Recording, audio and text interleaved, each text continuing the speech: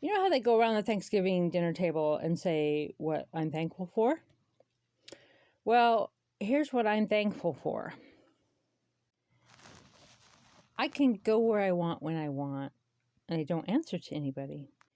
I don't have to go to any dinner or anything in my life at all where I have to pretend to like in-laws, where I have to pretend to like my partner's parents or their siblings, or even my partner's adult children, or other abusive people. I don't have to pretend to like anybody. I'm grateful that I can take a shower at 3 a.m.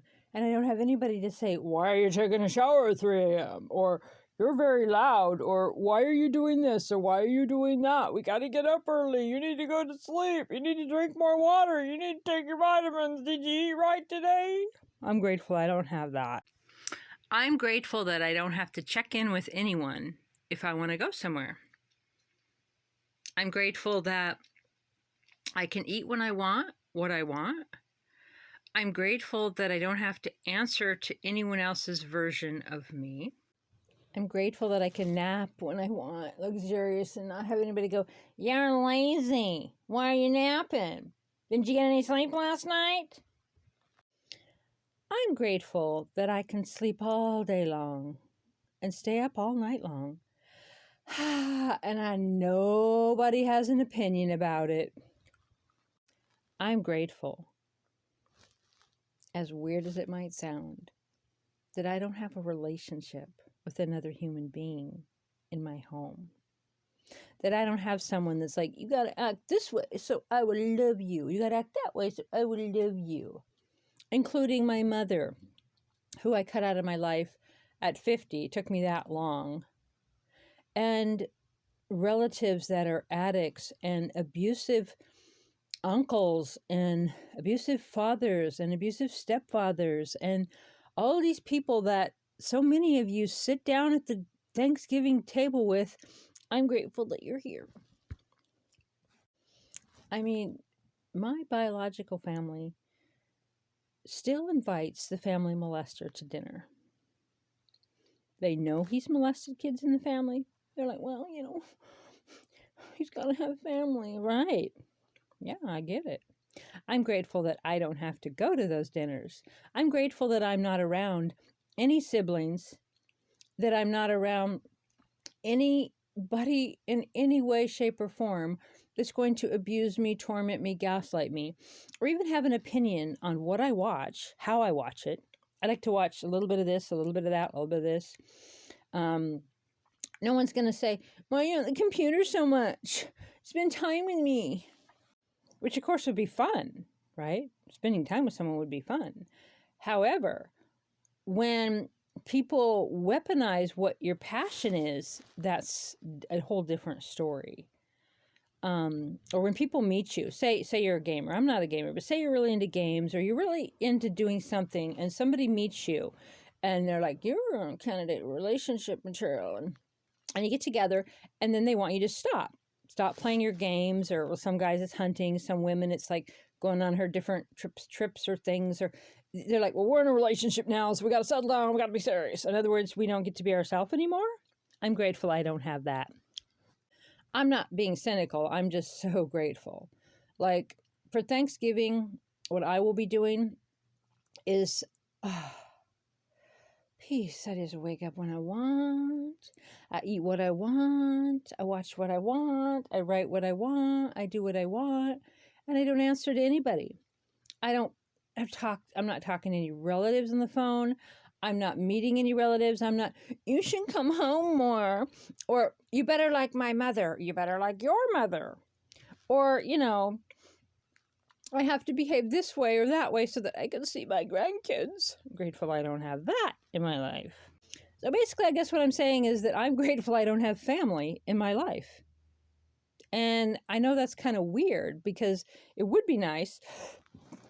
I'm just saying it's not. Okay. It could be nice if you had people around that were fun, that actually really liked you for who you really are, and didn't pressure you constantly for what you do, what you wear, Think about it. And it's kind of like the frog in the boiling pot thing. Why didn't the frog jump out? Like, why do frogs boil alive? Well, they don't even know what's happening. And I've lived alone for the last 12 years. And before that, I had relationship my whole life with people. And I think I told you this, but I think it was about a year ago, whatever. I started thinking about getting serious with someone, dating someone, because I don't really date. I don't seek relationships. I don't. It's not. My life is so free from that since like 2015. A couple of times, people have just popped up into my world, but I'm not on dating sites. I don't seek dating. I don't even no, thank you. But anyway, I was a little bit stunned to realize that even after living alone 12 years, I still was tempted. I was changing once I started to get to know somebody. And I'd met her organically at some event that I was at. And I just started talking to her. And then I started becoming her version of me. I changed my Facebook profile because she didn't like the filter. I changed what I wore. I altered my day. I started just subtly changing myself to be more the version she wanted me to be. And I hardly even noticed it until something come up where she said something pretty clear about how I'd done something. And I didn't want to gaslight myself. I was like, I know this is a red flag. I mean, she's kind of slamming me here. She wants to control me. She wants to, she's got all these fears and triggers and traumas, and she wants to put them on me so that I act a certain way, so that I don't upset her triggers or her traumas, and that's nothing to do with me. And I noticed I'd been altering myself to be a version of me that she found more pleasing. And we hadn't even started, we weren't even intimate yet. So I was like, oh my God, right? So I can't be trusted, I guess, for that. So So I'm grateful there's nobody here. I'm grateful that I don't have to walk on eggshells with anybody. I'm grateful that I don't have a roommate. I'm grateful that I don't live in a room in someone's house or it's just constant pressure of I have to be cordially phony. Oh, hey, hi, and hi to their friends, and maybe have dinner with them or hang out with the people I don't like so I can pay some sort of a social due because I live there, even though I'm paying to live there. I'm grateful I don't have that. I'm grateful that I don't have to be phony with one person in my life for any reason, ever. I'm grateful that I don't have to do a bunch of Thanksgiving dinner dishes for people that can't stand me. I see all these people online talking about all the stress that's going to be at Thanksgiving dinner. I don't get it. It's not a healed person. It's not a high frequency life to go to events with family where they're going to abuse you. They're like, oh, the conservatives and the liberals at the dinner table, you're seeing it all over TikTok. Why go? You don't have to go to Thanksgiving dinner. You don't have to go to Christmas dinner.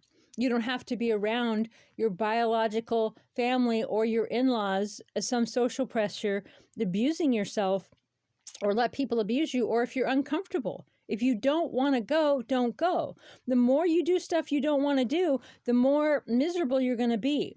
The more it seems like bad luck and why isn't anything working out for me and your health, and you're living in a timeline you don't even want to be in because you're lying to yourself about what you like and you don't like. And I'm grateful that I don't have a partner that I have to be nice to their family if I don't want to, or if I don't like them, or if they're not nice to me. Or, adult children. I've dated women with adult children who had an opinion on every single thing we did. And if we didn't do what her adult children wanted, then we weren't going to stay together. We didn't stay together. I'm grateful for doing massive amounts of shadow work and knowing who I am and working on every trigger and trauma to be my highest and best self, and that I don't have to explain who I am to anyone. I can shave my head, let my hair grow. I can wear anything I want. I can wear pajamas all day, every day. I can wear the same clothes every day. I can shower, not shower, do dishes, not do dishes, make the bed, not make the bed, shower when I want, eat when I want, go where I want. And I'm so grateful to have that kind of freedom and not be pressured by, having to live with somebody or have someone in my life for any reason at all, like to support me, to take care of me, to survive. I'm so glad that that's all behind me, and I'm so grateful to be free. I love you, and I wish you, freedom. I wish you freedom, all of you. Bye.